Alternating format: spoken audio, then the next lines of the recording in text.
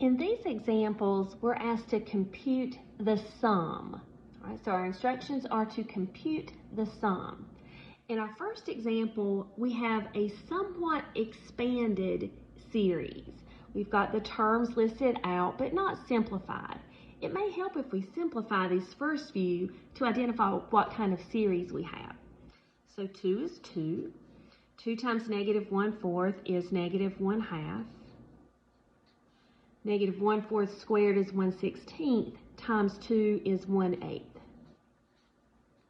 And then if we wanted to, we could expand that last term. Negative 1/4 to the 6th. Well, I changed my mind. Let's not. It's just that. We won't really need it anyway. Well, we want to determine what kind of series it is. It is in fact geometric, and we can say, how would we know that? Negative 1/2 divided by 2 is the same as negative 1/2 times 1/2, which is negative 1/4. Okay, to be sure though, it would have to work every time. So let's do 1/8 divided by the term before it, which is negative 1/2. That's the same as 1/8 times negative 2 over 1, which is also negative 1/4. That lets me know I have a geometric series and the common ratio is negative 1/4. There was also a clue that that was going to be the case when we look back in the expanded form before we simplified. Whenever we have this quantity being raised to a power that's increasing by 1 each time, 1, then 2, on up through 6, that's a clue to us that we're dealing with a geometric series, and that quantity that's being raised to the power would be our common ratio. So we're trying to find the sum of a finite geometric series because this series has a last term, so it ends. That's finite. So here's the formula we want to use. The sum of the first n terms. Well, that's a great question. How many terms are there? Because we don't have them all. Well, we see that this is the first term. This is the second term. This is the third term. And if we use a little bit of logic with this, we can figure this out. Notice that when my power here on my negative 1/4 was 1, I was at term number 2. When I was at 2 as a power, it's the third term.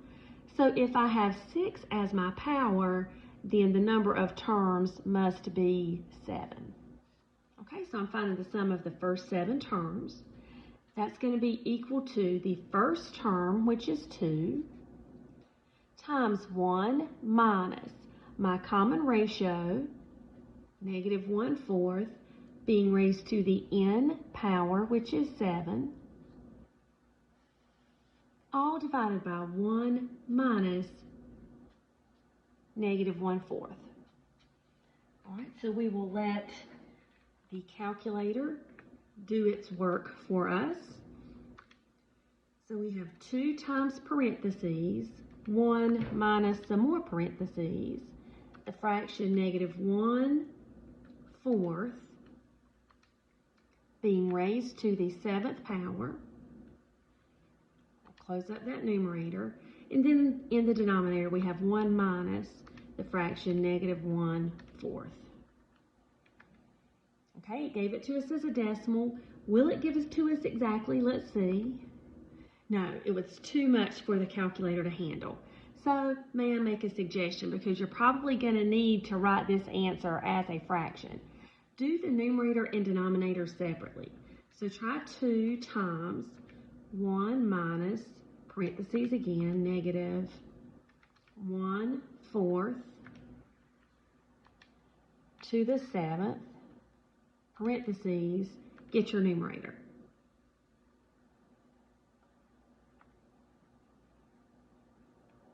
All right, plan C. Let's just do the inside. 1 minus, parentheses, fraction, negative 1/4 to the 7th. Blast you, you awesome calculator. All right, so we're going to have to do more of this on our own than we might normally would. So negative 1/4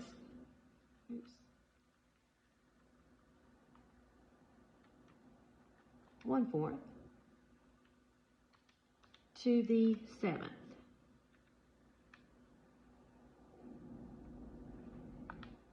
Let's do 4 to the 7th. 16,384. So we have 2 times 1 minus. 1 to the 7th is going to be 7. We now know that 4 to the 7th is 16,384. Now that's going to be negative because when we raise a negative to an odd power, it's negative. So we'll do this one little bit at a time. 1 minus negative 1/4. We can certainly do that on our calculator. And if you don't need to, you don't have to. It's going to be 5/4. So we have 2 times. This will be plus a positive, right? And 1 is 16,384 over 16,384. Plus 1 of those makes that 16,385 over 16,384.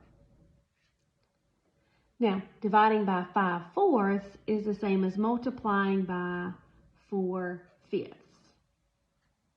All right. Well, 5 goes into 5 once and into 16,385. 3,277 times. This is just some very tedious, may I say, simplification. It gets done though.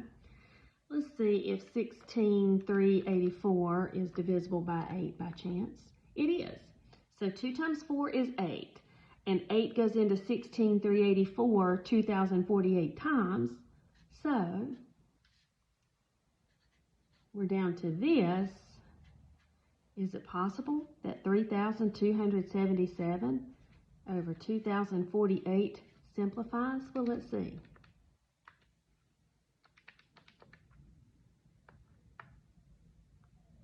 Let's see, 5 and 14 is 19. I do not believe it does. There's the exact value of the sum. Whoa, we had to do a lot more than we're used to doing because the calculator does it for us typically. Okay, well, don't be disheartened by how intense that was. They're not always that way, but they can be because we're raising these fractions oftentimes to some kind of high powers. All right, believe it or not, even though number 2 is in sigma notation, it's going to be a little bit easier, I think. But again, we are going to want to expand and see some of these terms because we've got to decide, what kind of series this is. So when I is 1, we have 2 to the 1st. When I is 2, we have 2 squared. When I is 3, we have 2 cubed and so on until we get to, that tells us our last one, 2 to the 9th. Okay, so we've got 2 plus 4 plus 8 plus whatever 2 to the 9th is. We see that again we're multiplying, and this time our common ratio is 2. And we have 9 terms. So the sum of the first 9 terms will be equal to the first term times 1 minus my common ratio raised to the 9th power, let me squeeze that in there, over 1 minus 2. Well, 1 minus 2 is just -1, so let's go ahead and do that. We used to trust the calculator, now I'm not so sure. 2 times 1 minus 2 to the 9th is -1022. Divided by that -1 is 1022. In this video, there's not an example of an infinite geometric series, but you would recognize one because there would not be a term at the end. It would have ... Or instead of having a number at the top of the sigma, there would be the Greek symbol, or the symbol infinity. I shouldn't say the Greek symbol, but the symbol infinity. In those cases, you would use your infinite geometric series formula. But I do want to caution you that it's only true if the absolute value of your common ratio is less than 1.